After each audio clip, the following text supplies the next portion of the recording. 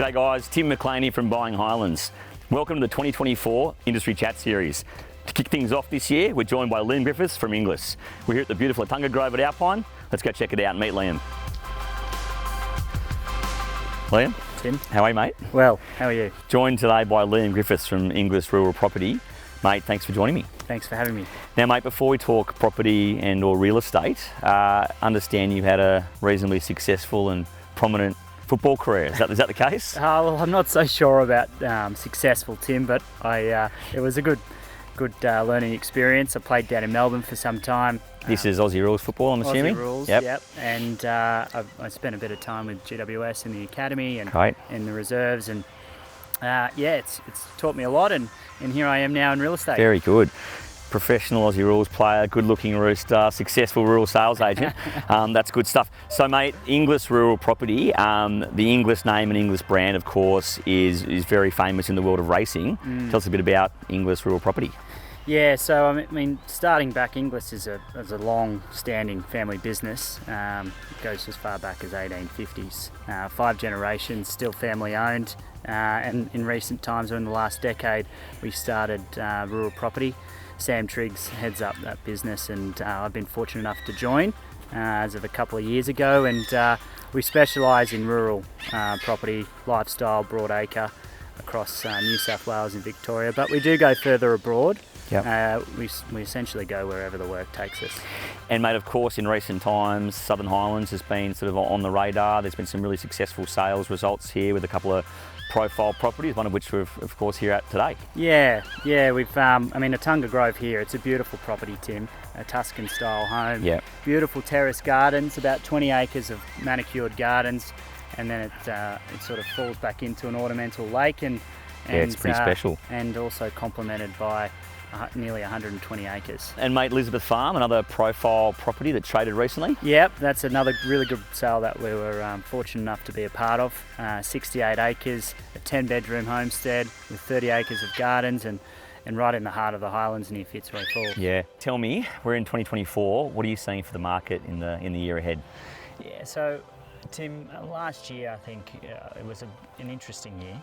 It was a period of stabilisation, a bit of a price discovery from post-COVID. Mm-hmm.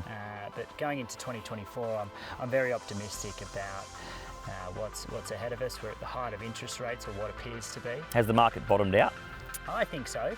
And the market's probably telling us that it has too, because I'm seeing a lot more activity. Mm-hmm. Buyers are ringing, inquiries are increasing. So I think going forward, we can be optimistic about being able to achieve strong prices, or what is the now new price in the marketplace. But tell me, from a buyer's perspective, how are you finding it? Mate, look, we obviously see a lot of places pre-market or before they go to market, and often with ambitious price tags, and that's okay, but everyone's in their rights to want the highest price for their property, but there hasn't been a great deal of properties sort of trading in that high end, that sort of 8 to 10 plus range, and so part of our job is of course to help with search and finding places, but ultimately it's about our clients just want to get it right, and that sort of, so much of that is price valuation.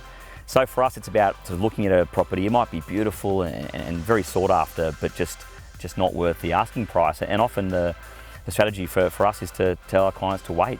Wait 3 months, wait 6 months, and just sort of watch it. And at the moment, there are properties that are dropping in price. Other times, though, on the flip side, there's a place that's priced really well, and we can have the confidence to talk to our clients and say, it's priced well, let's move. It's worth the number. So I guess that's sort of that's our job really. And as I guess your buyers, or your briefings from buyers in the higher end of the market, say the 10 plus mil range or thereabouts, what are they looking for? 10 plus, mate, they're looking for something that's pretty perfect. They're not willing to make a compromise. They're not in a rush. They're buying weekend properties, or they're sort of upsizing out of the Highlands. They don't want to have trade-offs. If you're buying at 2 to 3 million. You have to have a trade-off. But if you're buying at 10 to 12, it needs to be pretty bloody good. And so there just aren't the volume of places out there that tick all those boxes. So they're patient, and especially in a soft market. So mate, what can you tell us about your listings and your pipeline ahead for the year? We're quite optimistic about the year ahead, Tim.